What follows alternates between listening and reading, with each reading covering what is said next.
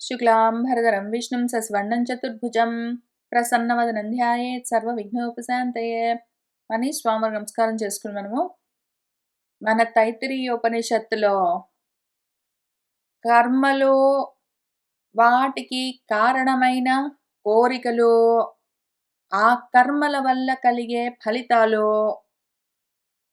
వాటిలో నుంచి బయటపడే ఉపాయాలు, అందుకు సాధనాలు ఏమి ఉన్నాయి అని ఎంతో చూసుకుంటూ వచ్చాము. మళ్ళీ ఒకసారి చూద్దాము. అంత క్లియర్‌గా లేని విషయము. ఎందుకు అంటే మనకు ఆల్రెడీ జనరల్‌గా ప్రారబ్ధం, ప్రారబ్ధ కర్మలు, లేతే ఆగామి, సంచితాలు, మోక్షము, కామము, శుభాశుభ ఫలితాలు అని ఈ మాటలన్నీ విని ఉండడం వల్ల కర్మశేషాలు ఇట్లాంటివన్నీ విని ఉండడం వల్ల అర్థం తెలుసని జనరల్‌గా ఒక ఐడియా ఉంటుంది గానీ, యాక్చువల్‌గా కూర్చుంటే కొంచెం క్లారిటీ తక్కువ ఉన్నట్టు అనిపిస్తుంది కాబట్టి, మనము మళ్ళీ దీని గురించి క్లియర్‌గా అర్థం చేసుకోవడానికి ట్రై చేద్దాం. ఎందుకంటే తైత్తరీయోపనిషత్తు ముందు శిక్షావళిలో శిక్షణ ఇస్తుందది. యాక్చువల్‌గా ఎక్స్‌ప్లెయిన్ చేస్తుంది కర్మోపాసనలు ఎట్లా చేయాలని. కాబట్టి అక్కడి నుంచి మళ్ళీ మొదలు పెడదాము. కర్మకు హేతువు కామము.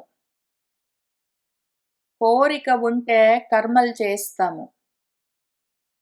కర్మ మూలము కామము. కర్మ ఫలము పాపము లేదా పుణ్యము. పాప పుణ్యాలని అనుకుంటాము. ద్వంద్వాలు ఉన్నాయంటే మాత్రం 2 పాపమే. కాబట్టి కర్మ మూలము కామము, పాప పుణ్య ఫల మూలము కర్మలు. ఈ సైకిల్‌ని బ్రేక్ చేస్తే మోక్షము. అపునరావృత్తి. ఈ సైకిల్ బ్రేక్ చేయలేకపోతే కామముంటే కర్మలుంటాయి, కర్మలుంటే ఫలాల గురించిన ఆశలుంటాయి. ఈ కామ, కర్మ, ఫలాల సైకిల్‌ని కట్ చేయడం మోక్షం. ఈ విషయము మన భగవంతుడు కూడా పోయిన వారం కూడా చెప్పాను, మళ్ళీ ఇవాళ కూడా చెప్తున్నాను. ఈ సాంఖ్యయోగం దగ్గర నుంచి 2వ అధ్యాయం దగ్గర నుంచి కొన్ని అధ్యాయాలు అదే పనిగా చెప్తూ వచ్చారు. ఆయన చాలా సుదీర్ఘంగా ఉపన్యసించారు ఈ విషయం గురించి. ఇదిగో సుఖ దుఃఖాలు, లాభాలాభాలు, జయాజయాలు, స్వర్గ నరకాలు అని ఇవన్నీ ఆలోచిస్తూ కూర్చున్నామంటే మాత్రము వాటిలోనే తిరుగుతాము. కర్మబంధాలుంటాయి. ఆ కర్మపాశాలతో ధర్మంగా కర్మలు చెయ్యాలి అన్న ఆలోచనలతో అక్కడక్కడే ఉంటాం. ఈ కర్మబంధాలతో వీటిలో నుంచి బయటపడాలి అంటే ఆత్మధర్మాన్ని పట్టుకోవాలి అని ఆయన మొదలుపెట్టారు. ఇందులో ఆయన బుద్ధ్యాయుక్తః జ్ఞానంతో కూడి ఉన్నావంటే ఏదో ఒక బుద్ధి గాదు. సాంఖ్య బుద్ధి. ఆత్మ జ్ఞానం ఉంటేనే అందులో నుంచి బయటపడతావు. ఈ ఆత్మధర్మము ఒకవేళ నువ్వు మొదలుపెట్టావంటే దీనికి ప్రత్యవాయః న విద్యతే. ప్రత్యవాయం అంటే పాపం. ఒకవేళ ఇది నువ్వు మొదలుపెట్టావంటే దీనివల్ల వ్యతిరేక ఫలితం అన్నది ఉండదు. అభిక్రమః నాస్తి. మొదలు పెడితే నశించిపోవడం ఉండదు. నువ్వు వంకాయ కూర వండుకొని తిన్నావంటే తినగానే అది నశించిపోతుంది. నువ్వేదైనా ఒక కర్మ చేసి ఒక భోగాన్ని అనుభవించావంటే అనుభవించగానే భోగం నశించిపోతుంది. అన్నీ అట్లా వచ్చాయంటే పోతాయి గానీ, జ్ఞానం మాత్రము జ్ఞానం కోసం నువ్వు ప్రయత్నం మొదలుపెట్టావంటే దానికింక నాశం ఉండదు. దానికి విపరీత ఫలితాలు గూడా ఉండవు. పోనీ చాలా చేయవలసిన అవసరం లేదు. స్వల్పంగా చేసినా చాలు. ఎంతో గొప్ప భయం, మృత్యు భయం నుంచి నిన్ను బయటపడేస్తుంది. జన్మలన్న భయంలో నుంచి బయటపడేస్తుంది. 3 విషయాలుంటాయి ఈ జ్ఞానం వల్ల. ఒకటి, మొదలుపెడితే దానికి నాశం ఉండదు. చెడిపోవడం అన్నది ఉండదు.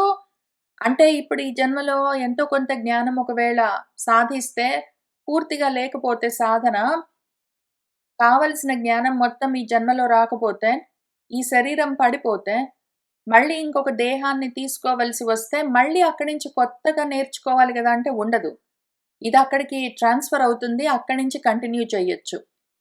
విపరీత ఫలితాలుండవు. దానికి పాపాలు, పుణ్యాలని ఇన్ని రకాలుండవు. దానికెప్పుడు ఒకటే ఫలితము. అత్యంత సుఖము, అక్షయ సుఖమే దాని ఫలితము బ్రహ్మప్రాప్తి. పైగా స్వల్పంగా చేస్తే అత్యధికమైన ఫలమొచ్చేది దీనొక్కదాని వల్లే. చాలా విషయాలు ప్రపంచంలోవి చాలా ఎక్కువ కష్టపడితే కొంత ఫలితముంటుంది. లేదా ఎంత కష్టపడితే అంత ఫలితముంటుంది. ఇక్కడ కొంచెము ప్రయత్నంతో అత్యంతమైన ఫలితం కలుగుతుంది. దీనికి కావాల్సింది వ్యవసాయాత్మిక బుద్ధి ఒక్కటే. ప్రయత్నం ఒక్కటి ఉండాలి. ప్రయత్నం ఉండి ఏకాగ్రమైన చిత్తం ఉంటే చాలు. వ్యవసాయాత్మిక బుద్ధి ఒకటుంటే చాలు. బుద్ధి ఒకవేళ అవ్యవసాయనమై ఉంటే, అది బహుశాఖలుగా అనంతంగా ఉంటే దానికి ఈ చెప్పబడుతున్న జ్ఞానము పట్టుబడదు గానీ, ఏకాగ్ర చిత్తం ఉంటే చాలు ఇదొక్కటే దీనికి రిక్వైర్‌మెంట్ అని చెప్పడం మొదలుపెట్టి అసలది ఏమి అని ఎక్స్‌ప్లెయిన్ చేస్తూ ఆయన చాలా క్లియర్‌గా కర్మలు చెయ్యి. కర్మ ఫలితాలతో గాని, కర్మలతో గాని సంగం పెట్టుకోకు.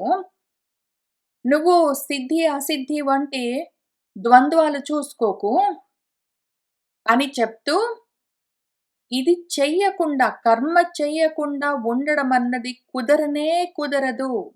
ప్రతి వాళ్ళు చెయ్యవలసే వస్తుంది కర్మ అని చాలా క్లియర్‌గా ఆయన ఎక్స్‌ప్లెయిన్ చేస్తూ వచ్చారు.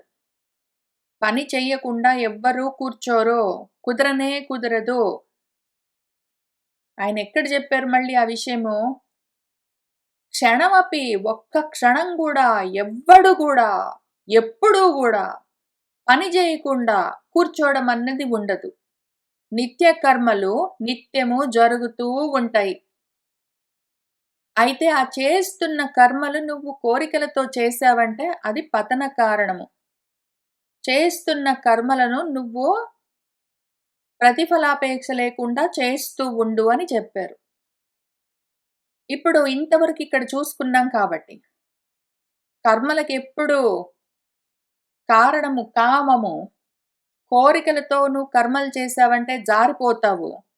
నిత్య కర్మలు చేయకుండా ఉండేందుకు అవకాశమే లేదు అని చెప్తూ 3 రకాల కర్మల గురించి మాట్లాడుకుంటూ వచ్చారిక్కడ. ఒకటేంటంటే ప్రారబ్ధ కర్మ, ఒకటి ఆగామి కర్మ, ఒకటి సంచిత కర్మ. ఈ 3 కర్మల గురించి మనం కొంచెం జాగ్రత్తగా అర్థం చేసుకుందాము. ఇప్పుడు సంచిత కర్మ అని ఒకటి ఉంటుంది. సంచిత కర్మ అంటే నువ్వు ఏవి సంచయనం చేసుకున్నావో, సంపాదించుకున్నావో ఆ కర్మలు, వాటి ఫలితాలు సంచులు సంచులుగా ఉంటాయి. చాలా ఎక్కువగా ఉంటాయి. ఇప్పుడు ఇది యాక్చువల్‌గా రిజర్వాయర్ లాగా ఉంటుంది. ఈ సంచిత కర్మ ఫలాల గురించిన ఇది మొత్తము ఆశయంలాగా, రిజర్వాయర్ లాగా ఉంటుంది. చాలా ఎక్కువుంటాయి. సముద్రం అనుకోండి. సముద్రం. ఈ సంచిత కర్మలన్నవి సముద్రం. ఎన్నో జన్మల నుంచి అనేక జన్మాంతరాల్లో నుంచి కృతాని కర్మలన్నీ అందులో ఉంటాయి. ఆ సముద్రంలోకెళ్ళి కలుస్తుంటాయి. ప్రతి వాళ్ళకి ఎవరి కర్మ సాగరం వాళ్ళకోటుంటుంది. దాన్నే సంసార సాగరం అని గూడా పిలవచ్చు. ఎవడి కర్మ సాగరం వాడికుంటుంది. ఇదిప్పుడు సంచితము. అప్పుడేమైతుందంటే, నువ్వు మళ్ళీ జన్మ తీసుకోవాలంటే, ఆ సంచిత కర్మల సముద్రంలో నుంచి, రిజర్వాయర్‌లో నుంచి కొన్ని కర్మలు తీసుకుని, వాటితో ఆ జన్మను తెచ్చుకుంటావు. ఆ ఏ కొన్ని కర్మలు తీసుకుని ఆ జన్మ తెచ్చుకున్నావో, ఆ జన్మకి అవి ప్రారబ్ధ కర్మలు. ఎందుకంటే ప్రారంభించింది గదా! ఆ కర్మల సమూహము ఆ జన్మను ప్రారంభించాయి గాబట్టి, వాటిని ప్రారంభించిన కర్మలు, ప్రారబ్ధ కర్మలు, ఆరబ్ధ కర్మలు అని పిలుస్తారు. ఇప్పుడు ఇవి చాలా కొన్ని ఉంటాయి. ఒక్క జన్మలో మనం అనుభవించగలిగిన, చేయగలిగిన కర్మలు, ఫలితాలు కొన్ని ఉంటాయి. అసలు ఒరిజినల్ రిజర్వాయర్ చాలా ఎక్కువ. ఈ జన్మలో ప్రారబ్ధమైన కర్మలు అంటే స్టార్ట్ అయిన కర్మలతో మనం ఈ జన్మను తెచ్చుకొని, ఆ కర్మలు ఆ జన్మలో ఎన్ని కర్మలు చేయాలనుకుంటామో, ఆ కర్మలు ఆ జన్మలో చేస్తూ పోతాము. అయితే ఏమైందంటే చేస్తూ ఉన్న సమయంలో కోరికలతోటి చేశామంటే, ఆ చేస్తూ ఉన్న కర్మలకి మళ్ళీ ఫలితాలుంటాయి గదా! అవి మళ్ళీ వెళ్లి ఏమవుతాయి? ఆగామి అంటే ఇంకా రాబోయేవి ఫలితాలు. ఇప్పుడు ఈ జన్మలో ఆల్రెడీ కిక్ స్టార్ట్ అయిన జన్మలో ఏ కర్మలు చేయడం వల్ల మనకు ఈ జన్మ వచ్చిందో, అవన్నీ ప్రారబ్ధ కర్మలు గదా! ఈ ప్రారబ్ధ కర్మలు చేస్తూ ఉన్న సమయంలో ఆగామి మళ్ళీ కొత్తగా కర్మలు చేస్తూ ఉంటే, కొత్తగా దాని యొక్క ఫలితాలు, ఆ కర్మలు మళ్ళీ తయారవుతూ ఉంటాయి గదా! అవన్నీ వెళ్లి మళ్ళీ ఆ సంచితంలో కలుస్తూ ఉంటాయి. రిజర్వాయర్‌లో కలుస్తాయి. తెలుస్తూ ఉన్నదా? ఈజీగా ఉన్నదా? క్లియర్‌గా ఉన్నదా మ్యాప్? సంచితము ఒకటుంటుంది. ఆ సంచితంలో నుంచి కొన్ని తీసుకొనొచ్చి ఒక జన్మలో ఆ కర్మలు చేస్తూ ఉంటాము. చేస్తూ ఉన్న సమయంలో మళ్ళీ కొత్తగా కర్మల్ని మనం సృష్టిస్తున్నాము. కొత్తగా శుభాశుభ ఫలితాలు, పాప పుణ్య ఫలితాల్ని సంపాదించుకుంటున్నాం గాబట్టి, ఇవన్నీ మళ్ళీ ఆగామిగా వెళ్లి ఆ సంచితంలో కలుస్తాయి. కాబట్టి ఎన్ని జన్మలు అనుభవించినా సరే, ఆ సంచితమన్న రిజర్వాయర్ సాగరం, ఆ సముద్రము అస్సలు ఎండిపోవడం అన్నది ఉండదు. అది ఎప్పుడూ అట్లానే కర్మశేషం ఎప్పుడూ మిగిలే ఉంటుంది. చాలా ఎక్కువగా ఉంటుంది. ఎంత అనుభవించినా సరే, అనేక జన్మాంతరాల్లో నుంచి మనము సంపాదించుకుంటూ, తెచ్చుకుంటూ ఉన్న కర్మలు, కర్మ ఫలాలు అవి శుభాశుభాలు 2 ఏవైనా సరే అవి ఎన్నైనా సరే ఒక్క జన్మలో అనుభవించడానికి కుదరదు.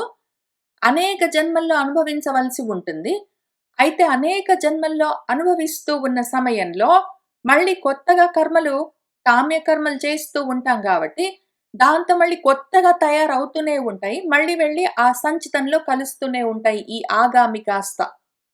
దాంతో అది ఎప్పుడు ఎండిపోదు. దాంతో జన్మలన్నవి ఆగిపోవు. ఆ జన్మల పరంపరలు సంసార సాగరము, ఆ కర్మశేషమన్న సాగరం ఉన్నది గాబట్టి ఎప్పుడు ఎండిపోకుండా నిత్య నూతనంగా నడుస్తూనే ఉంటుంది. ఇంకా జన్మల పరంపరలో నుంచి బయటపడేందుకు అవకాశం ఉండనే ఉండదు. ఇప్పుడు మనమేం ఆలోచిస్తున్నామంటే, మరి ఎట్లా దీన్ని పోగొట్టుకునే పద్ధతి? ఇటువంటి స్థితిలో ఈ కర్మలన్నీ ఎట్లా పోతాయి మరి అంటే వీటన్నిటిని వేరు వేరుగా చూద్దాం. అసలా సంచిత కర్మలు మొత్తం పోవడం అన్నది, అనుభవిస్తూ ఉంటే పోవడం అన్నది ఉండదు. ఆ సంచిత కర్మలున్నాయి గదా! వాటి ఫలితాలన్నీ మనం అనుభవిస్తే అయిపోతాయంటే అయిపోవు. అనుభవించడానికి జన్మలు గావాలి. అవి ప్రారబ్ధ కర్మలతో వచ్చే జన్మలు. కానీ అందులో మళ్ళీ కర్మలు చేస్తూ ఉంటాం గాబట్టి, ఆగామి కర్మలు మళ్ళీ ఫ్రెష్‌గా తయారయ్యి, అవన్నీ వెళ్లి మళ్ళీ సంచిత కర్మల్లో కలుస్తూ ఉంటాయి. అనుభవించడం వల్ల కర్మ నిశ్శేషంగా పోవడమన్నది ఉండదు. అనుభవించడం వల్ల కర్మలన్నీ నిశ్శేషంగా అసలు లేకుండా, శేషమన్నది లేకుండా పోవడమన్నది ఉండదు. అవకాశమే లేదు. ఎప్పుడూ శేషంగా కర్మలు మిగులుతూనే ఉంటాయి గాబట్టి, మళ్ళదే పనిగా జన్మలు వస్తూనే ఉంటాయి.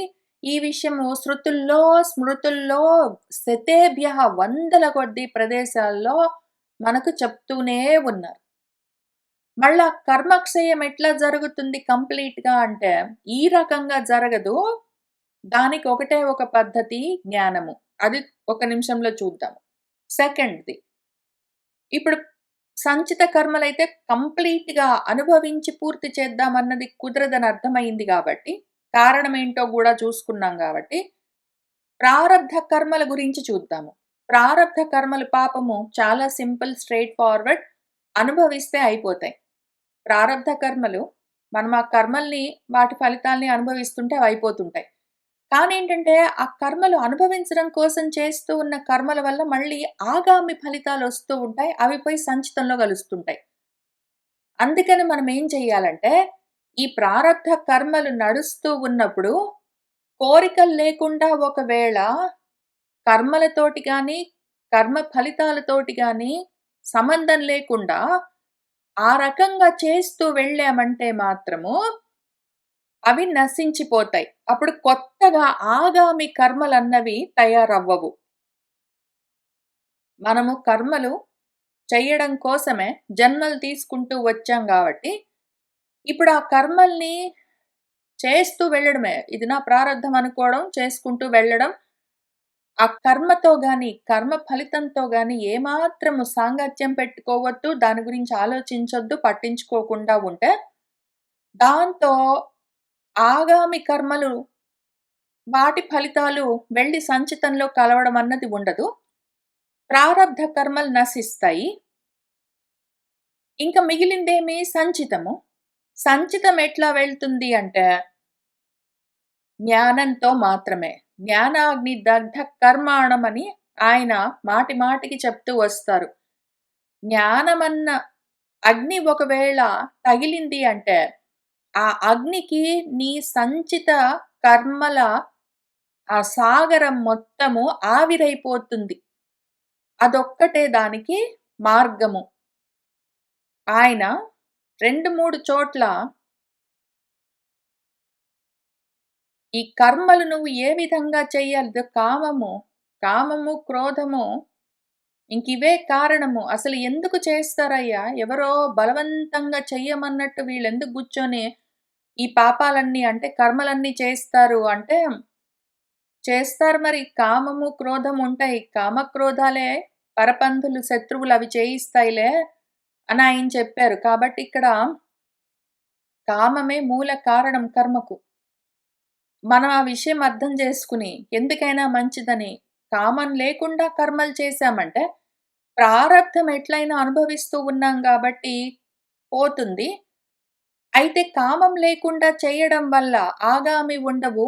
అవి వెళ్లి సంచితంలో కలవడం ఉండదు. ఈలోగా తెలివితేటలన్నీ ఉపయోగించి జ్ఞానార్జన చేస్తూ ఉన్నామంటే, జ్ఞానంతో కర్మలు చేస్తే, ఆ జ్ఞానమన్న అగ్నితో మన కర్మలన్నీ దగ్ధమవుతాయి. కర్మణాం అనారంభాత్ కర్మలు ఒకవేళ ఆరంభించకపోతే, అసలు పనులు చేయకుండా కూర్చుంటే, నాకు నైష్కర్మ్య సిద్ధి కలుగుతుందా అంటే కలగదు. ఎవ్వడు కర్మలు చేయకుండా కూర్చోలేడు. ఈ 4 జ్ఞాన కర్మ సన్యాస యోగంలో 2 చోట్ల చెప్తారాయన. ఏమన్నారంటే, జ్ఞానాగ్నితోటే సర్వ కర్మలు సమిద్ధల్లాగా భస్మమైపోతాయి. జ్ఞానం వల్లే ఇటువంటి పవిత్రత కలుగుతుంది. జ్ఞానం లేకపోతే మాత్రము కర్మలు అట్లానే ఉంటాయి. కర్మశేషం ఎప్పుడూ ఉంటుంది కాబట్టి జన్మలు తప్పనిసరి.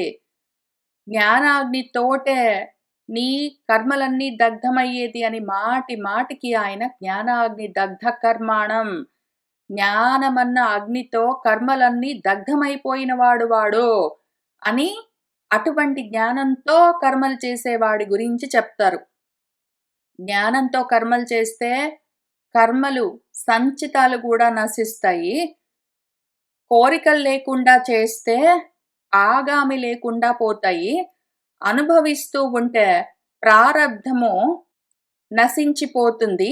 ఈ విధంగా మాత్రమే అన్ని రకాల కర్మల్లో నుంచి బయటపడొచ్చు. అప్పుడు మాత్రమే జన్మలుండవు. అన్ని రకాల కర్మలు నశించిపోతాయి. అప్పుడు జన్మలు లేకుండా పోతాయి. అంతవరకొస్తాం. ఎంతవరకొచ్చాం ఇప్పుడు? మనము ఒకటి అనుభవిస్తూ ఉంటే ప్రారబ్ధ కర్మలు నశించిపోతాయి. కోరికలు లేకుండా కర్మలు చేస్తూ ఉంటే ఆగామి కర్మలు రావు. కాబట్టి అవి మళ్ళీ వెళ్లి సంచితంలో కలిసేందుకు అవకాశం ఉండదు. అయితే చేస్తూ ఉన్న కర్మల్ని జ్ఞానంతో కలుపుకుని చేస్తే, జ్ఞానం కలుగుతూ ఉన్నది అంటే మాత్రము, ఆ జ్ఞానమన్న అగ్నితోటే సంచిత కర్మ నాశము సమూలంగా జరుగుతుంది. ఇవన్నీ చెయ్యాలి అంటే, ఒకటి ఇది నా ప్రారబ్ధం అనుకుని ధర్మంగా కర్మలు చేస్తూ వెళ్ళాలి. కోరికలు లేకుండా, ఫలితాల మీద ఆశలు లేకుండా, కర్మలతో సాంగత్యం లేకుండా చెయ్యాలి. ప్రారబ్ధము అనుభవించకుండా నేను అట్లనే మానుకుంటానని ట్రై చేయడానికి వీల్లేదు. ప్రారబ్ధాన్ని మానుకోవడానికి నేను పనులన్నీ మానుకుని కూర్చున్నాననుకో, నేనసలు ఏ కర్మలు చేయకుండా అన్ని పనులు మానుకుని కూర్చుంటే, అప్పుడు నాకు నైష్కర్మ్య సిద్ధి కలుగుతుంది అంటే కలగదు. అటువంటిది జరగదు. కర్మలు చేయకుండా కూర్చోవడం అన్నది ఎవ్వరికీ కుదరదు, అవకాశమే లేదు అని చెప్పారు. కాబట్టి కర్మలు చేయకుండా ఉంటే, అప్పుడు ఇంకా నాకు ఈ ఆగామి కర్మలుండవు, అవి పోయి సంచితంలో కలవడం అన్నది ఉండదు గదా! అని ఆశపడడానికి వీల్లేదు. కర్మలు చెయ్యకుండా ఉంటే పాపమొస్తుంది ఫస్ట్ ఆఫ్ ఆల్. అసలు ఫస్ట్ థింగ్ ఏంటంటే కర్మలు చేయకుండా ఉండడం అన్నది కుదరనే కుదరదు. సెకండ్ విషయం ఏంటంటే కర్మలు చెయ్యకుండా ఉంటే పాపం కూడా వస్తుంది పైగా. అని మన వేదాలు గూడా, మన భగవద్గీతతో సహా, మనుస్మృతితో సహా చెయ్యవలసిన నిత్య కర్మలు చెయ్యకపోతే పాపమొస్తుంది అని చెప్తారు. అయితే నిత్య కర్మలు చేస్తే ఇప్పుడు మనకొచ్చిన ఇంకొక ఆలోచనేంటంటే, ఒకటి అసలు కర్మలే చెయ్యకుండా కూర్చున్నాననుకో, అప్పుడు ఆగామి కర్మలు వెళ్ళి సంచితంలో కలవడం అన్నది ఉండదు. ఎందుకంటే ఆగామి కర్మలుండవు గదా! నేను కర్మలు మానుకొని కూర్చుంటే, కొత్తగా కర్మలేమి రావు గదా! ఇప్పుడు అనుభవిస్తున్నవన్నీ ప్రారబ్ధ కర్మలు అనుభవం వల్ల తీరిపోతాయి.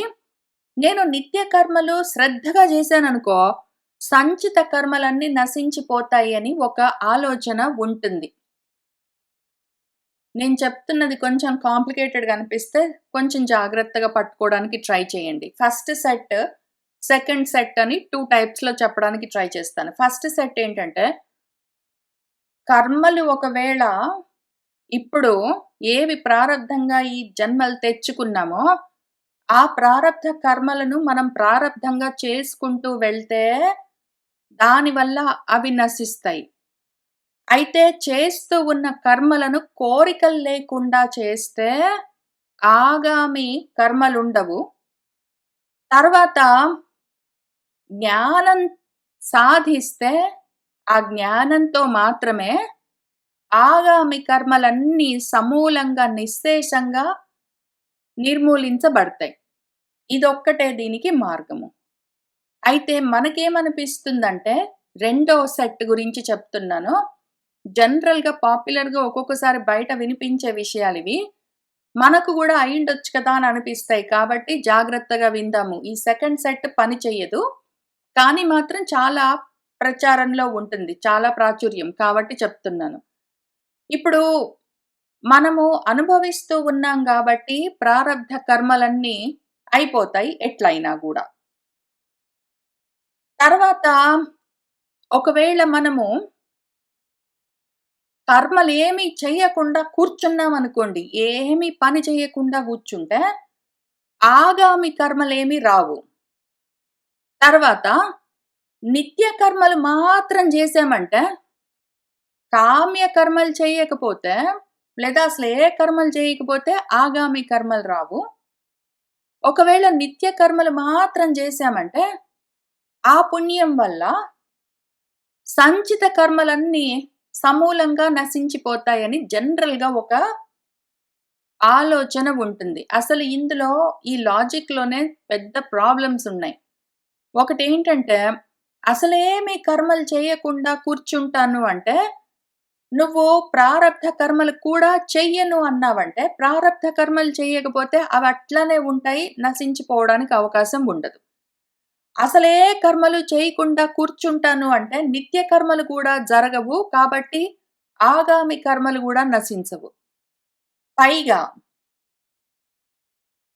అసలు కర్మలు చేయకుండా కూర్చుంటాను, నాకు ఆగామి రాకుండా జూసుకుంటాను అంటే, అటువంటి స్థితి ఉండనే ఉండదు. ఎవ్వడు ఎప్పుడు ఒక్క క్షణం గూడా కర్మలు జేయకుండా ఉండడు అని ఆల్రెడీ భగవంతుడే తీర్మానించారు.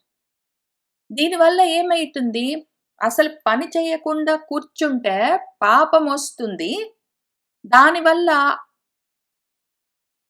అసలు వాడు నిత్య కర్మలో, కామ్య కర్మలో, నైమిత్తిక కర్మలో, ఇష్టాపూర్తిలో ఏవైనా ఒకటి చేయకుండా ఉండలేడు.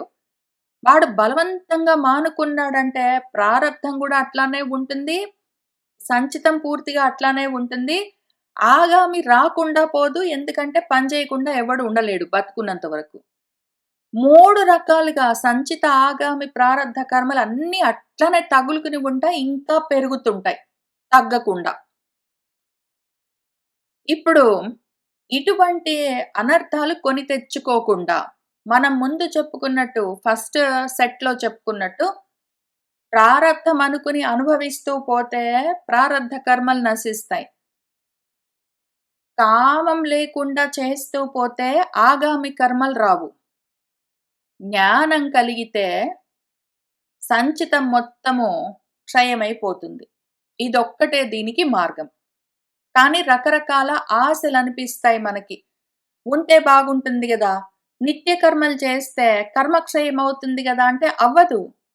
నిత్య కర్మలు గురించి మళ్ళీ దీని గురించి సెపరేట్‌గా స్పెషల్‌గా ఆలోచిద్దాం. కామ్య కర్మల గురించి అర్థమైంది గదా!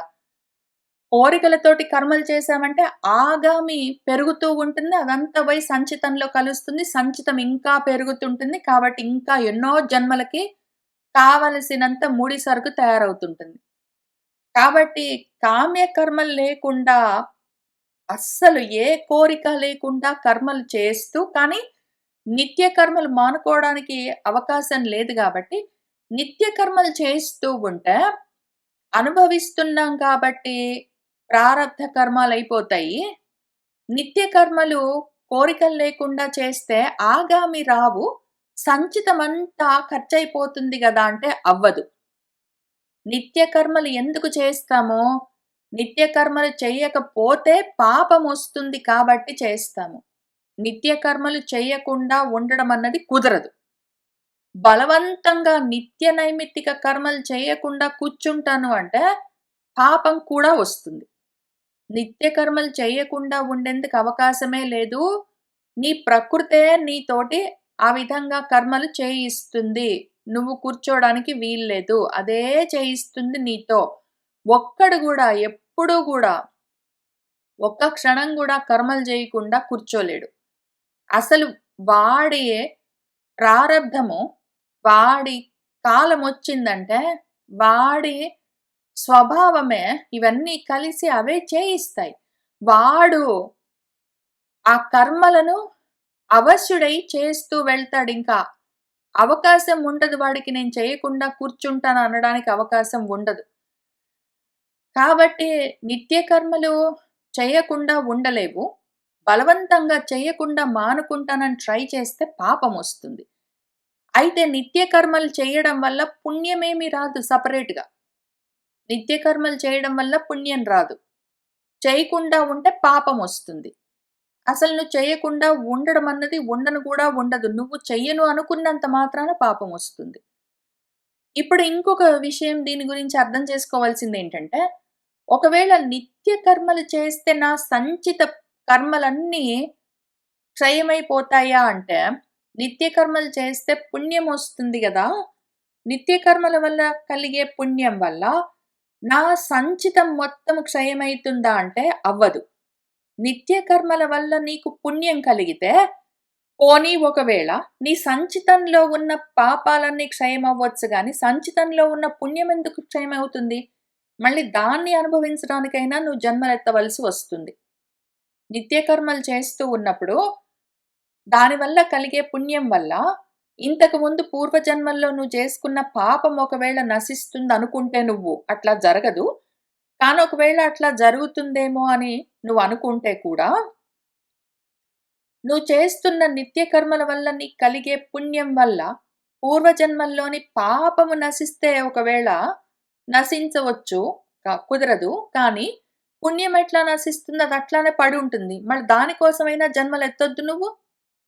మొత్తం అస్సలు జన్మలు లేకుండా పోవడం, కర్మ శేషం అన్నది ఇంక ఉండదు. అందులో కొంచెం పాపకర్మలు పోయి పుణ్యకర్మలు మిగిలాయంటే మళ్ళీ కర్మ శేషమే గదా అందులో. కాబట్టి అశేషంగా సంచితము క్షయమైపోవడం అన్నది నిత్య కర్మలు చేయడం వల్ల జరిగేది కాదు. ఇన్ని విధాలుగా దాంతో మనకి ప్రాబ్లమ్స్ ఉంటాయి. దాన్ని ఇట్లా సాధించేందుకు అవకాశం లేదు. నిత్య కర్మలు చేయకుండా ఉండలేవు. నిత్య కర్మలంటే ఏవి మళ్ళీ? ఒకసారి గుర్తు చేసుకుందాము. భగవద్గీతలో భగవంతుడు నిత్య కర్మలంటే ఏంటని ఇక్కడ చెప్పుకుంటూ వచ్చారు. అవి ఏవి చెయ్యాలో దైహికంగా శారీరం కర్మ అని చెప్తారాయన. ఇక్కడ ఇందులో శారీరం కర్మ అని పిలుస్తారు. శారీరకమైన కర్మలేవున్నాయో అవన్నీ నిత్య కర్మలు. గుండె కొట్టుకోవడం, కళ్ళు ఆర్పడం అటువంటివి ఆటోమేటిక్‌గా జరిగే కర్మలు. నీ ప్రమేయం లేకుండా. కొన్ని నువ్వు కావాలని ఆకలేస్తే అన్నం తినడము, బాత్రూమ్‌కెళ్ళి రావడం, పడుకొని నిద్రపోవడం ఇటువంటివన్నీ జనరల్‌గా ప్రతిరోజు రెగ్యులర్‌గా బాడీ మెయింటెనెన్స్ కోసం చేయవలసిన కర్మలు. దానికి ఆరోగ్యం బాలేతే చూసుకోవడం ఇటువంటివన్నీ జనరల్ మెయింటెనెన్స్ కోసం చేయవలసిన కర్మలు ఆపడానికి వీల్లేదు. మరేం చేస్తావు? అవన్నీ జరగవలసిందే. నీకు ప్రారబ్ధం ఉన్నది చేయవలసుంటుంది. ఇవన్నీ నిత్య కర్మలని చెప్తూ వస్తారు. భగవద్గీతలో ఇంకా ఎక్స్‌ప్లెయిన్ చేస్తారు. మన మనుస్మృతిలో నిత్య కర్మలని అసలు యాక్చువల్‌గా కర్మల గురించే స్పెషల్‌గా ఒక పెద్ద సెక్షనే పెట్టారు. ఇందులో మనము జన్మలు తీసుకున్నందుకే రకరకాల పాపాలు చేస్తూ ఉంటాము. అయితే ఈ పాపాల్లో నుంచి బయటపడ్డానికి నిత్యము ప్రత్యాహం అంటే నిత్యము చేయవలసిన మహాయజ్ఞంలాగా చేయవలసిన కర్మలుంటాయి. అవి నిత్య కర్మలు. అవేమి అంటే దేవతలకు అర్చనలు చేయడము, స్వాధ్యాయం చేయడము, అతిథులకు భోజనాదులు పెట్టడము, పితృదేవతలకు శ్రాద్ధాలు పెట్టడము, మొదలైనవన్నీ భూత బలులివ్వడము. ఏవేవో ఉంటాయి. ఇవన్నీ ఒక్కటి ఆగడానికి వీల్లేదు. ఒకవేళ నహాపయతి ఒకవేళ చెయ్యకపోతే. ఇటువంటి నిత్య కర్మలను నిత్యము వాడు ఒకవేళ నహాపయతి శక్తితః వాడి శక్తి కొద్దీ చెయ్యకపోతే నానాకమైన సూనాలు, దోషాలు, పాపాలు, దోషాలన్నీ తగులుకుంటాయి వాడికి. నిత్య కర్మలు చెయ్యకపోతే పాపాలు తాకుతాయి. పుణ్యాలు కలగడం గాదు. నిత్య కర్మలు చేస్తే పుణ్యం రావడం గాదు. నిత్య కర్మలు చేసి తీరాలి. వాటికి ఎక్సెప్షన్ లేదు.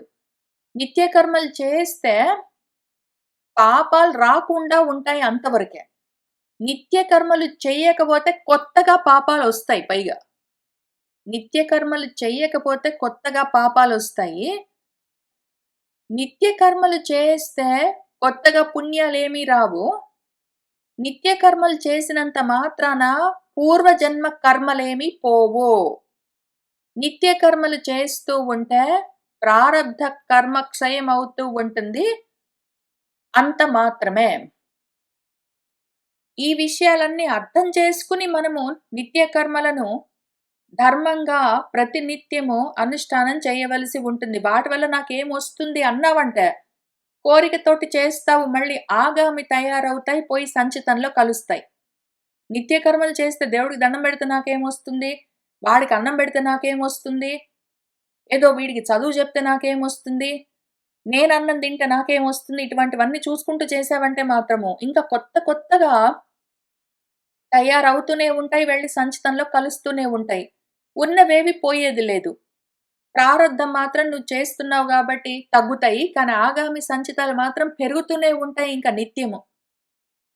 ఇవన్నీ తెలుసుకొని జాగ్రత్తగా చేయవలసి ఉంటుంది. అయితే మరి ఈ మొత్తము రందిలో నుంచి, మొత్తం గోలలో నుంచి, మొత్తము ఇంతటి సాగరంలో నుంచి బయట పడడం ఎట్లా అంటే, మళ్ళీ గుర్తు చేసుకుందాము.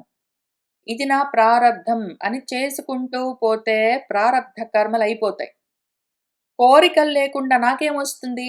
నేను పెద్దవాళ్ళని చూస్తే నాకేమొస్తుంది? చిన్నవాళ్ళని చూస్తే నాకేమొస్తుంది? అతిథులను చూస్తే నాకేమొస్తుంది? దేవుడికి దండం పెడితే నాకేమొస్తుంది? నేను చదువు చెప్తే నాకేమొస్తుంది? అన్నం పెడితే నాకేమొస్తుంది? ఉద్యోగం చేస్తే నాకేమొస్తుంది? నాకేమొస్తుందని చూడకుండా, ఏ ఆలోచన లేకుండా కర్మ గురించిన ఆలోచన లేదు. కర్మ ఫలితం మీద ఆలోచన లేదు. ఆలోచన లేకుండా ఏం ఆలోచించకుండా పనెట్లా చేస్తామండి అంటే, పని వరకే ఆలోచించు. పనితో సంగం పెట్టుకోకు. పనితో గాని, పని వల్ల వచ్చే ఫలితంతో గాని సంగం పెట్టుకోకుండా క్వైట్‌గా చెయ్యి. అట్లా చేశావంటే ఆగామి రాదు. నువ్వు చేస్తూ ఉంటే నిత్యము చేయవలసినవి శ్రద్ధగా ధర్మం అనుకుని, ప్రారబ్ధం అనుకుని చేసుకుంటూ పోతే ప్రారబ్ధము కరిగిపోతూ ఉంటుంది. అయితే నువ్వు జ్ఞానార్జన చేస్తున్నావంటే మాత్రమే, జ్ఞానంతో మాత్రమే నీ కర్మక్షయము కలిగేది. లేకపోతే కుదరదింక అవకాశం లేదు. ఈ విషయము తెలుసుకో. కర్మణ ఏవ జనకాదులు గూడా సంసిద్ధిని పొందారు. కర్మ ఎట్లా చెయ్యాలో తెలుసుకుని చెయ్యి. సతతము ఎల్లప్పుడూ నువ్వు చేస్తున్న కర్మ ఏ విధంగా చెయ్యాలి అని తెలుసుకుని చెయ్యని. అసలు కర్మ అంటే ఏంటి? అకర్మ అంటే ఏంటి? నిష్కర్మ అంటే ఏంటి? అని వికర్మ అంటే ఏంటి? ఎన్నో రకాల కర్మల గురించి చాలా డీప్‌గా డిస్కస్ చేశారు గురువుగారు ఇందులో మన భగవద్గీతలో. తెలుసుకొని చెయ్యి. లేకపోతే ఇవన్నీ తగులుకొనుంటాయి. ముఖ్యంగా ఏమైనా గాని.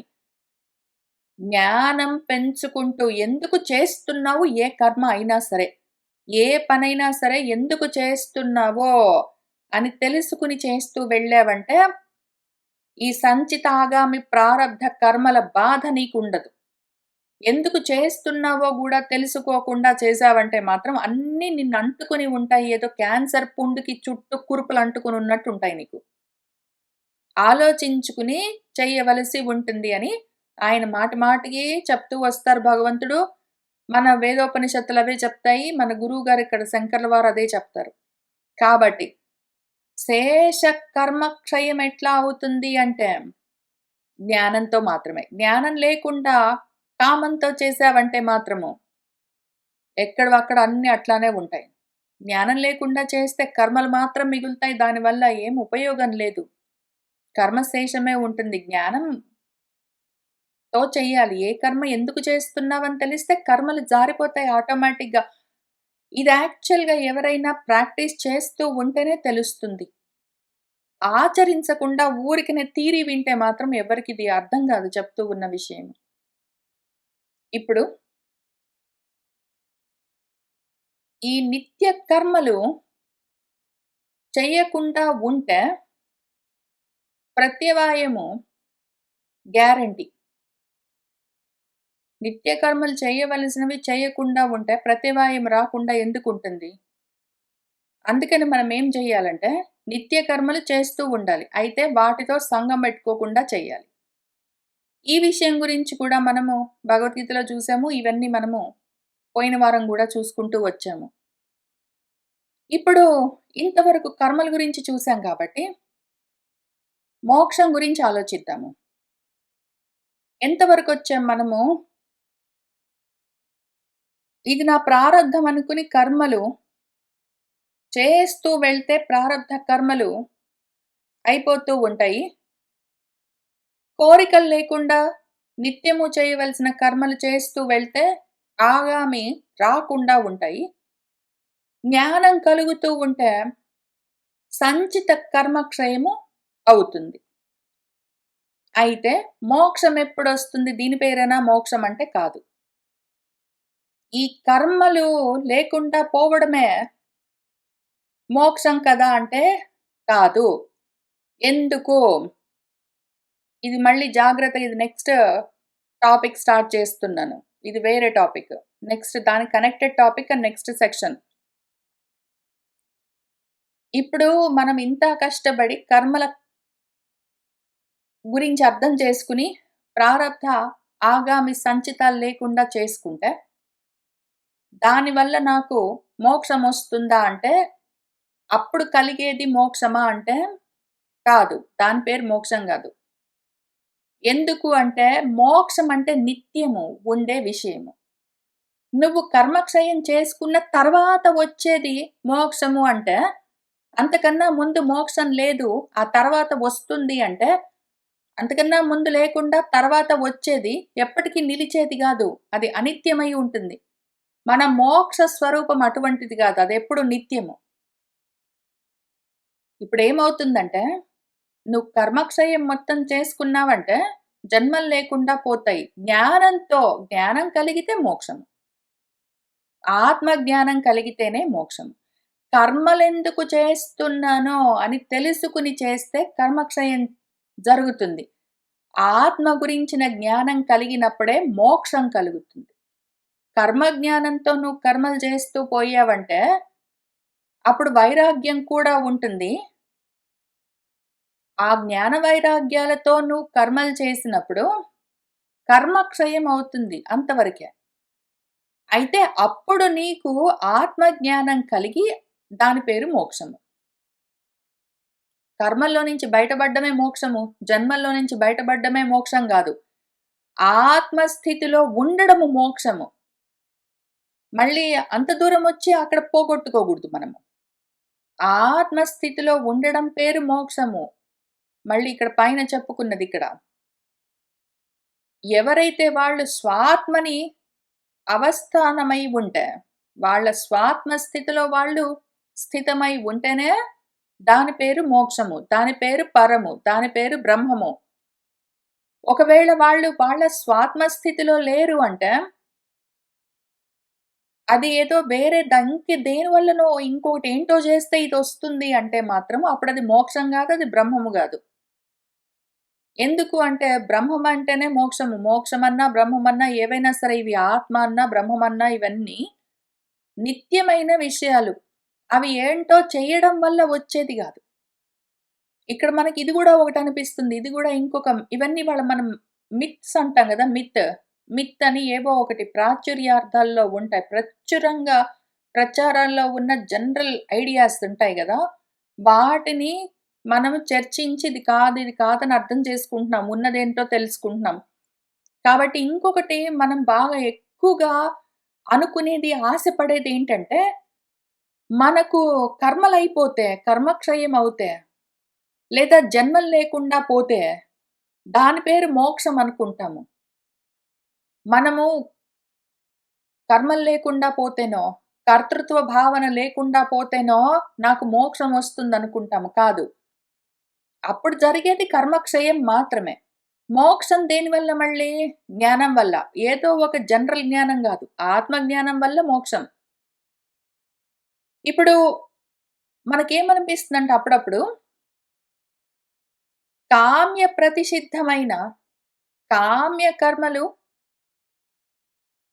కామ్య కర్మలు చెయ్యకుండా ఉండి, అట్లానే ప్రతిషిద్ధమైన కర్మలు వద్దురా అన్నవి నిషిద్ధ కర్మలు చెయ్యకుండా, కామ్య కర్మలు చెయ్యకుండా ఉంటే, అనారబ్ధము సంచితము లేకుండా పోతుంది. ఆరబ్ధము, ప్రారబ్ధము అనుభవించడం వల్ల పోతుంది. నిత్య కర్మలు చేయడం వల్ల ప్రతివాయాలు, పాపాలుండవు గాబట్టి, ఇంకా అన్నీ పోతే నా స్థితిలో నేనుంటాను గాబట్టి అదే మోక్షం గదా అని అనిపిస్తుంది. కానీ కాదు. పైగా నిరతిశయమైన ప్రీతిని స్వర్గము అంటారు గదా! స్వర్గం. నాకు చాలా ఎంతో సంతోషం అసలది ఆ సుఖం అనుభవిస్తుంటే అది స్వర్గ సుఖమండి అంటారు గదా! ఆ స్వర్గ సుఖమే గదా మోక్షం అంటే. అది కర్మల వల్లే గదా! ఏదైనా ఒక పని చేస్తేనే గదా! ఆ పని చేశానండి. దాంతో నాకింకా ఎంత గొప్ప అనుభవం కలిగిందంటే అది స్వర్గ సుఖాన్ని అనుభవించాను నేను అని చెప్తాము. కాబట్టి కర్మ వల్లే గదా స్వర్గ సుఖాలు అనుభవించేది. స్వర్గం అంటేనే గదా నిరతిశయమైన ప్రీతి. దాని పేరే గదా మోక్షము అంటే. కాదు ఇవన్నీ. కాదు, కాదు, కాదు. కర్మలు చేయడం వల్ల నాకు కలిగే గొప్ప ప్రీతి, స్వర్గ సుఖము అటువంటివన్నీ మోక్షం గాదు. కర్మలు లేకపోతే ఊరికనే కూర్చోవడం మోక్షం గాదు. మోక్షమన్నది ఒకసారి ఉండి, ఒకసారి లేకుండా పోయే విషయం గాదు. నేనేదో కర్మ చేశాను కాబట్టి నాకు మోక్షమొచ్చింది అని చెప్తే, మోక్షం కోసం నేను ప్రయత్నం చేశానండి. అందుకని నాకు మోక్షం కలిగింది అంటే, నువ్వు ఒకవేళ ప్రయత్నం చేయకపోతే నీకు మోక్షం రాదనుకో.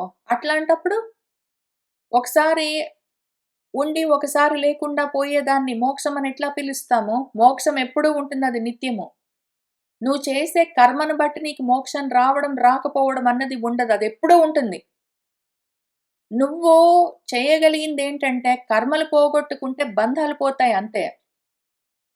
బంధం పోతే అప్పుడు నువ్వు జ్ఞానం తెచ్చుకుని, ఆత్మ జ్ఞానం కలిగితే అప్పుడు నీ స్థితిలో నువ్వుంటావు. దాని పేరు మోక్షము.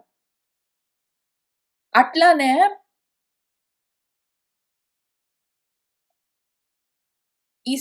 అనిష్ట ఫల అనారబ్ధానాం క్షయార్థాని నిత్యానీతి దీని గురించి ఆల్రెడీ చూసుకున్నాము. నిత్య కర్మలు చేస్తే ఇష్టానిష్ట ఫలాలు, అనారబ్ధ ఫలాలు, సంచితాలన్నీ క్షయమవుతాయి గదా! అంటే కాదన్న విషయం ఆల్రెడీ చూసుకున్నాం మనం.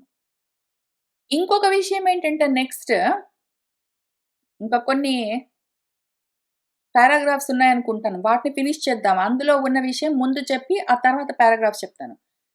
సో, కర్మలు ఏదో ఒక పని చెయ్యడం వల్ల మోక్షం వస్తుంది అంటే నువ్వు చెయ్యకపోతే రాదా మరి? అట్లాంటప్పుడు దాన్ని మోక్షం అని ఎట్లా పిలుస్తాము?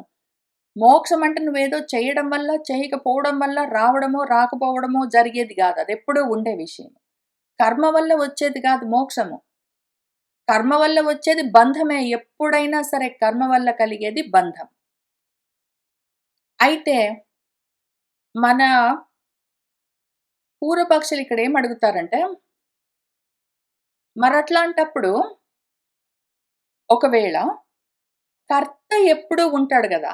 కర్త అన్నవాడు ఎప్పుడూ ఉంటాడు గాబట్టి, కర్మ ఉండొచ్చు, ఉండకపోవచ్చు. దానివల్ల కలిగే మోక్షమన్న ఫలితం అనిత్యం అవ్వచ్చు గానీ, కర్త ఎప్పుడూ ఉంటాడు గాబట్టి, దానివల్ల ఆ కర్త వల్ల కలిగే మోక్షము నిత్యం కావచ్చు గదా! నిత్యము ఉండే కర్త వల్ల కలిగే మోక్షము నిత్యం గావచ్చు గదా! అంటే, కర్తృత్వ భావన పోయిందనుకోండి వాడికి, అప్పుడు వాడు కర్త గూడా గాడు. వాడు కర్త కాకుండా పోతాడు. అప్పుడేమవుతుంది మోక్షానికి అది గూడా లేకుండా బోతుంది. అటువంటివన్నీ మోక్షాలు గాదు అని ఇవన్నీ చెప్తూ వస్తారు.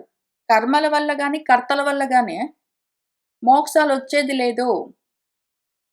పోయేది లేదు.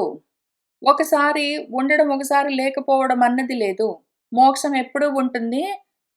కర్తల వల్ల, కర్మల వల్ల కలిగేది కాదు. అది కర్మల వల్ల కలిగే ఫలితము గాదు. కర్తకు కలిగే ఫలితం కాదు అని చెప్పారు. ఇంక దాని గురించి ఇక్కడ మనం చూసుకుంటూ వెళ్దాము. ఇక్కడ పైనేం జెప్పారు? నిత్య కర్మలు చేస్తే పాపక్షయము, కర్మక్షయం కలుగుతుంది కదా! అంటే కలగదు. నిత్య కర్మలు చేస్తే కావాలంటే పాపక్షయం కలగొచ్చు. పుణ్యక్షయము? దానివల్ల కంప్లీట్‌గా కర్మక్షయం అయితే అవ్వదు గదా!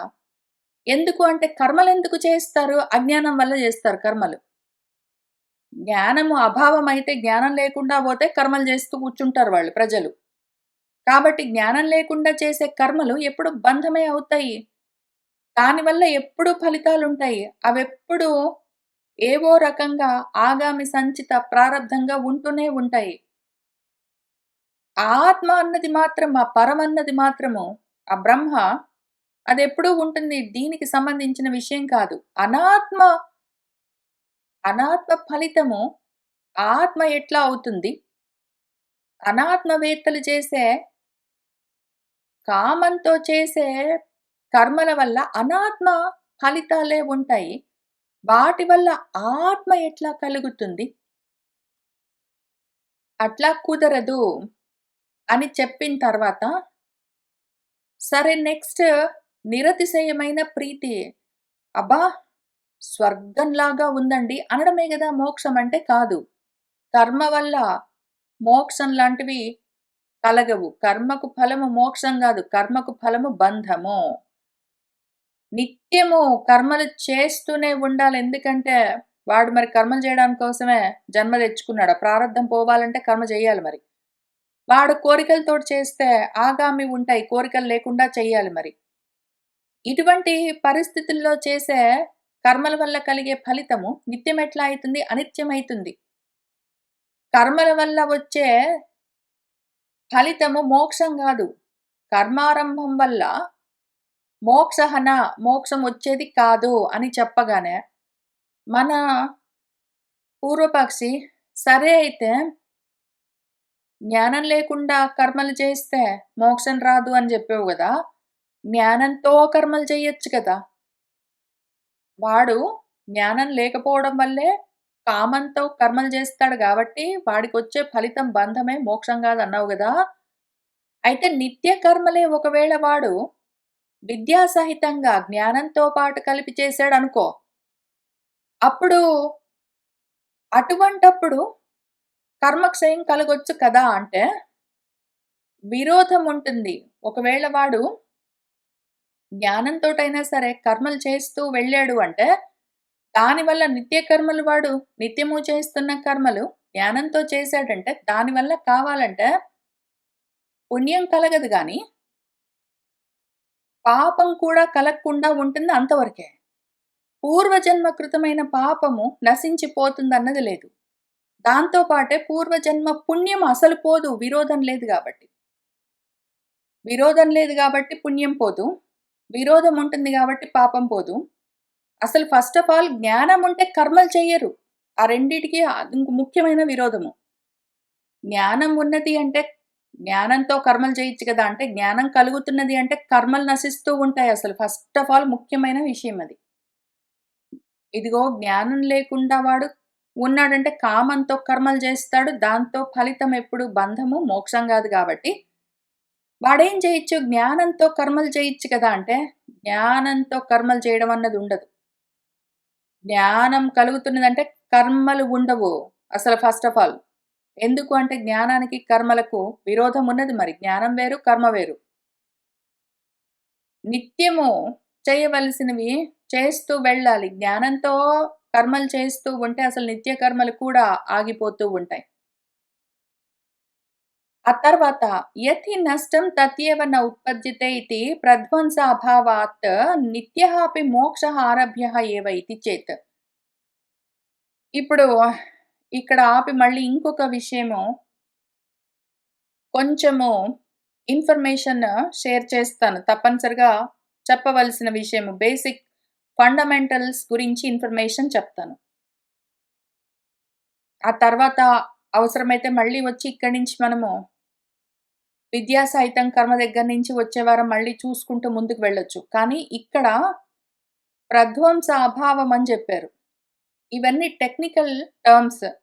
ప్రధ్వంస అభావము, అభావము, సంభావము ఇటువంటివన్నీ అసలు వాళ్ళేం చెప్తున్నారో మనకు అర్థం గావాలి గాబట్టి, ఇంకివాళ ఇక్కడున్న భాష్యం గురించి కాకుండా, ఈ టర్మ్స్‌కి అర్థాలు చెప్తాను. ఇవన్నీ ప్రమాణాలు. ఇక్కడ మాట్లాడుతూ ఉన్న విషయాలన్నీ ప్రమాణాలు. మనకు ఎన్ని రకాల ప్రమాణాలుంటాయి ఏమి అని ఇవాళ చెప్తాను. ఇంతకుముందు మనము సాంఖ్య కారికలు చదువుతూ ఉన్నప్పుడు కూడా చెప్పుకుంటూ వచ్చాను.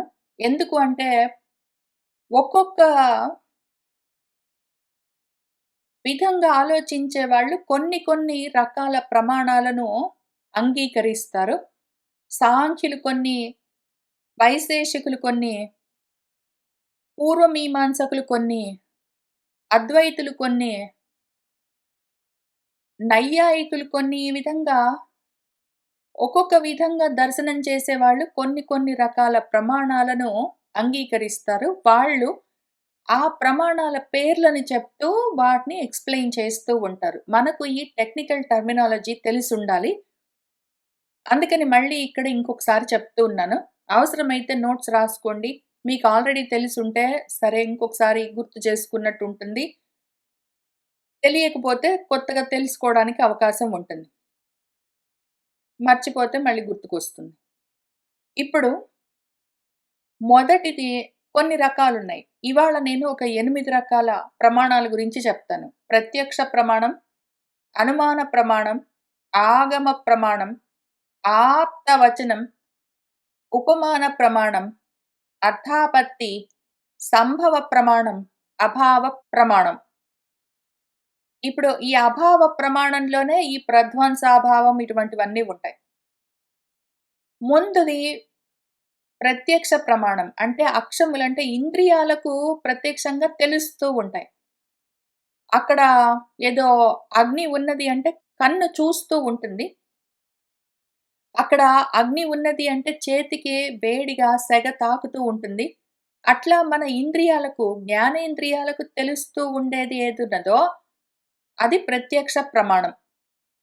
ప్రమాణం అంటే ప్రమీయతే అనేన ఇతి అని దేనివల్ల మనము విషయాన్ని తెలుసుకుంటూ ఉంటామో, దేనివల్ల విషయాన్ని గ్రహిస్తామో, దేనివల్ల విషయము తెలుస్తూ ఉంటుందో దాని పేరు ప్రమాణం. మనకు ఇంద్రియాల వల్ల ఒకవేళ ఏదైనా విషయం తెలుస్తున్నదనుకోండి డైరెక్ట్ పర్సెప్షన్. దాని పేరు ప్రత్యక్ష ప్రమాణం. ఈ ప్రత్యక్ష ప్రమాణంతోటి ప్రాబ్లమ్ ఏంటంటే, అది ఓన్లీ బుద్ధి తంత్రం. అది నా బుద్ధి ఇప్పుడు నా ఇంద్రియాలు చూస్తూ, వింటూ, తింటూ, తాకుతూ, వాసన తెలుసుకుంటూ ఉంటే, వాటి గురించిన ఇన్ఫర్మేషన్ నా బుద్ధి పట్టుకోవాలి. బుద్ధి గాని, మనసు గాని పట్టుకుంటూ ఉండాలి. కాబట్టి నా బుద్ధి దాన్ని ప్రాసెస్ చేసి ఇదిట్లా ఉంది అని చెప్తుంది. కాబట్టి ఇవన్నీ బుద్ధి తంత్రాలు. యాక్చువల్‌గా వస్తుతంత్రం గాదు. వస్తుతః అది వేరేదయ్యుండొచ్చు. నా కన్ను దాన్ని ఇంకొక రకంగా గూడా చూడొచ్చు. దాన్ని బండరాయిని బండరాయిలాగా కాకుండా నా కన్ను చెట్టులాగా కూడా చూడొచ్చు. ఆ కన్ను ఏదో చూసింది. అయితే నా బుద్ధి దాన్ని ఆ బండరాయిని చూసి నా బుద్ధి చెట్టు అనుకున్నదనుకోండి. ఇంక చేసేదేమీ లేదు. కాబట్టి ఈ ప్రత్యక్ష ప్రమాణాలన్నీ బుద్ధి తంత్రాలు. ఆత్మ తెలుసుకోవాలి అంటే ఇంద్రియాలకది తెలిసేది గాదు. ఇంద్రియాలకు అది అగోచరము. ప్రత్యక్ష ప్రమాణాల వల్ల తెలిసేది గాదు ఆత్మతత్వం. అది వస్తుతంత్రం. ఆత్మ వస్తుతంత్రము. దాన్ని వస్తుతః తెలుసుకోవాలి. ఇంద్రియాల వల్ల తెలుసుకునేందుకు ఉండదు. కానీ అదొక ప్రమాణం. ప్రత్యక్ష ప్రమాణం. మామూలుగా ప్రపంచ వ్యవహారాల కోసం ప్రత్యక్ష ప్రమాణాలు హెల్ప్ చేస్తాయి. రెండోది అనుమాన ప్రమాణము. అనుమాన ప్రమాణం ఏంటంటే ప్రత్యక్షంగా ఇంద్రియాలకి కనిపించట్లేదు. కానీ మనం ఊహించి తెలుసుకోవచ్చు. అక్కడ పొగ ఉన్నది అంటే అక్కడ నిప్పు ఉండే ఉంటుంది అని మనము ఊహించి ఎందుకంటే పొగ ఇంద్రియానికి తెలుస్తున్నది. కన్ను చూస్తున్నది. అయితే అక్కడ నిప్పు ఉండిండొచ్చు అని చూడ్డానికి కంటికి కనిపించట్లేదు. కానీ అది మనసుతోటి మిగిలింది ఊహించి ఫిల్ ఇన్ ద బ్లాంక్స్ లాగా తెలుసుకోవచ్చు. దాని పేరు అనుమాన ప్రమాణము. ఈ అనుమాన ప్రమాణాలు గూడా మళ్ళీ 3 రకాలుగా ఉంటాయి. పూర్వవత్, శేషవత్, సామాన్యతో దృష్టం అని 3 ఉంటాయి. పూర్వవత్ అంటే ఇంతకు ముందు చూసున్నాం గదా! మనము.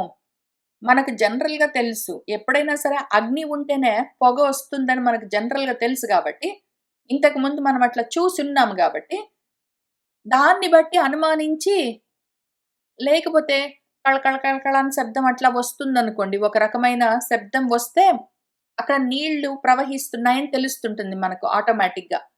లేదా పక్షులు కూస్తూ ఉంటే అదిగో అది పలాని పక్షి కూత అని జనరల్‌గా తెలుస్తుంటుంది. ఇవన్నీ పూర్వవత్ అనుమాన ప్రమాణాలు. ఇంతకు ముందు మనం విని, చూసి, తెలుసుకొని ఉన్నాము.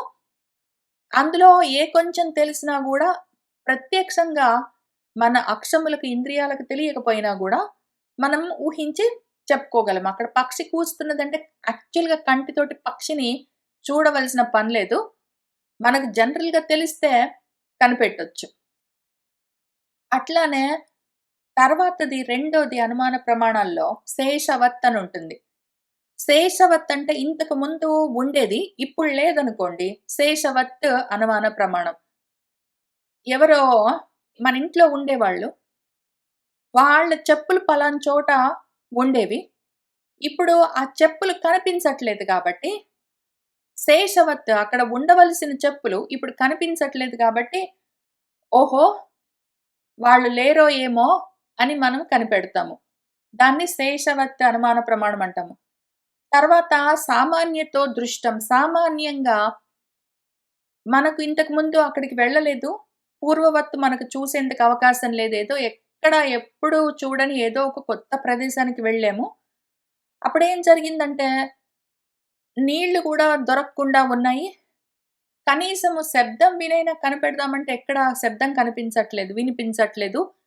ఏ విధంగా అక్షములకు తెలియట్లేదు. కానీ పక్షులన్నీ ఒకవైపుకి వెళ్తూ ఉన్నాయి అంటే, ఓహో! సామాన్యంగా పక్షులన్నీ నీళ్ళ దగ్గరికి వెళ్తుంటాయి. లేదా ల్యాండ్ దగ్గరికి వెళ్తుంటాయి గాబట్టి, ఇక్కడ నీళ్ళో తెలిసిన ప్రాంతాల్లో ఉన్నట్టున్నాయి.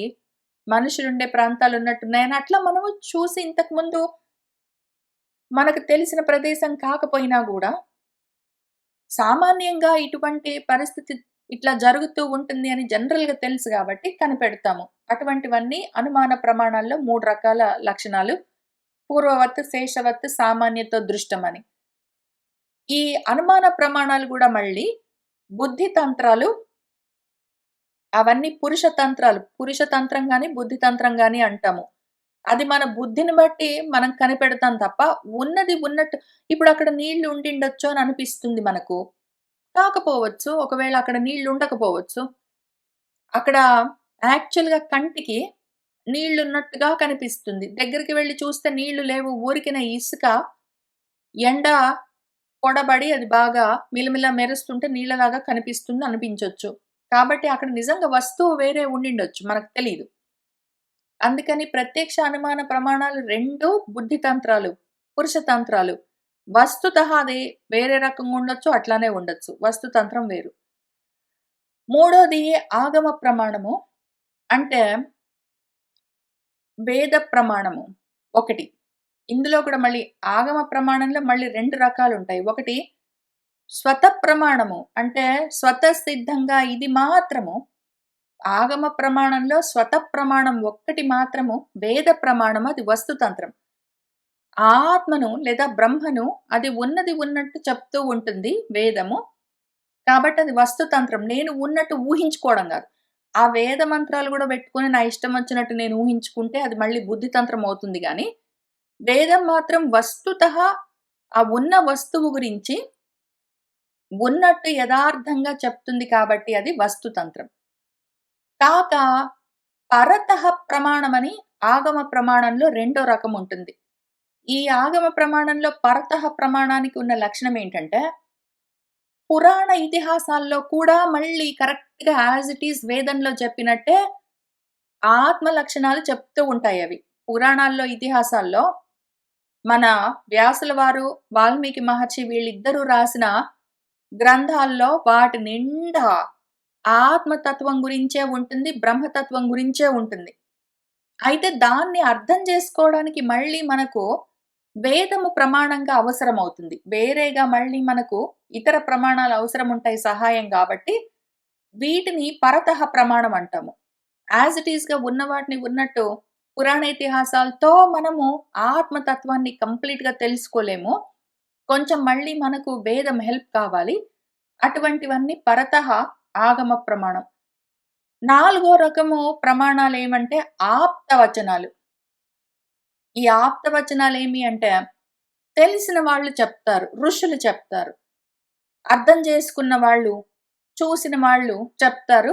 దాన్ని ఆప్తవచనం ప్రాప్తము. ఎవరైనా తెలిసి వాళ్ళు ప్రాప్తించుకున్న జ్ఞానాన్ని మనకు షేర్ చేస్తే మనము దాన్ని విని తెలుసుకుంటాము. దాని పేరు ఆప్తవచనం. ఆప్తులు చెప్తారు మనకు ఆ విషయము. ఇది నమ్మకమే ప్రధానంగా నడుస్తూ ఉంటుంది. ఆ చెప్పేవాడి మీద మనకు గురి ఉంటే, చెప్పేవాడి మీద నమ్మకం ఉంటే మనం వింటాము, లేకపోతే లేదు. వాడికి తెలిసింది వాడు చెప్తాడు. మనకి ఇష్టం ఉంటే మనం నమ్మితే నమ్ముతాము, లేకపోతే లేదు. అది ఆప్తవచనము. ఐదో రకమైన ప్రమాణము ఉపమాన ప్రమాణము. ఎగ్జాంపుల్స్ తోటి ఏమైనా చూపిస్తే నమ్ముతాము. అది ఉపమాన ప్రమాణము. ఆరోది అర్థాపత్తి. కార్యాన్ని చూసి కారణాన్ని ఊహించడము. అసలు సూర్యుడు ఆకాశంలో ఏ ఆధారం లేకుండా నిలబడి ఉన్నాడంటే, దాని వెనకాల ఏదో కారణం ఉండుంటుంది. ఏదైనా ఈశ్వర తత్వము ఉండే ఉంటుంది అని మనం ఊహిస్తాము.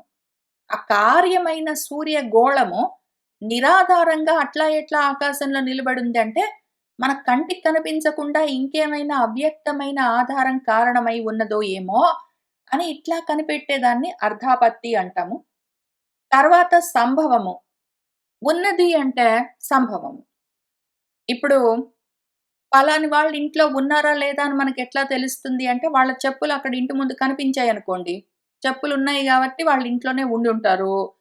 లేదా కార్ ఇంటి ముందుంది గాబట్టి వాళ్ళ ఇంట్లోనే ఉండుంటారు.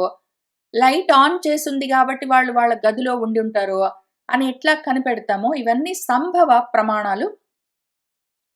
ఆ తర్వాత ఇంక ఫైనల్‌ది అభావ ప్రమాణము. అభావ ప్రమాణంలో మళ్ళీ 4 రకాలుంటాయి. ప్రాక్ అభావము, ప్రధ్వంస అభావము ఇక్కడ చూపించినట్టు. మూడోది అన్యోన్య అభావము. నాలుగోది అత్యంత అభావము. ప్రాగభావం అంటే కార్యం కన్నా ముందు కారణం మాత్రం ఉంటుంది. ఇప్పుడు ఒక వస్తువు ఉండే కన్నా ముందు అది ఆ రూపంలో లేకపోవడము ప్రాకభావము. కుండ తయారయ్యే కన్నా ముందు కుండ లేదు గదా! మట్టి ఉందంతే. మట్టితో కుండను తయారు చేస్తే కుండ తయారయింది. అంతకన్నా ముందు లేదు. అప్పుడు తయారయింది. దాని పేరు ప్రాక్ అభావం. ముందు లేదు అనర్థం. ఒకవేళ కుండ పగిలిపోయిందనుకోండి, ఇంక తర్వాత లేదు గదా కుండ. పగిలిన తర్వాత కుండ లేదు అని చెప్తాము. తర్వాత లేదు అని చెప్పేదాన్ని ప్రధ్వంస అభావం అని చెప్తాము. ఈ ప్రధ్వంస అభావం గురించే ఇక్కడ మాట్లాడుతున్నారు. నా కర్మలన్నీ నశించాయనుకో, అప్పుడింక మోక్షమే గదా ఉంటుంది. కర్మలు ప్రధ్వంసమైపోతే మోక్షం ఉంటుంది గదా! అంటే అట్లా ఉండదు. ఎందుకు అని ఇక్కడి నుంచి ఎక్స్‌ప్లెయిన్ చేస్తారు. వచ్చే వారం చూద్దాము. కానీ ప్రధ్వంసాభావం అంటే ధ్వంసమైపోయిన తర్వాత లేకుండా పోవడము. ప్రాక్ అభావం అంటే తయారవ్వకన్నా ముందు లేకుండా ఉండడం. తర్వాత మూడో రకం అభావం ఏమి అంటే అన్యోన్య అభావం. ఒకటి ఉంది అంటే ఒకటి ఉండదు. చీకటి ఉంది అంటే వెలుగు ఉండేందుకు అవకాశం లేదు. వెలుగున్నది అంటే చీకటి ఉండేందుకు అవకాశం లేదు. ఈ రకంగా ఒకటి ఉన్నది అంటే ఇంకొకటి లేకుండా పోవడము ఆటోమేటిక్‌గా జరుగుతుంది అంటే అన్యోన్య అభావం అది. ఇంకా ఫైనల్‌ది అత్యంత అభావం అని ఒకటుంటుంది.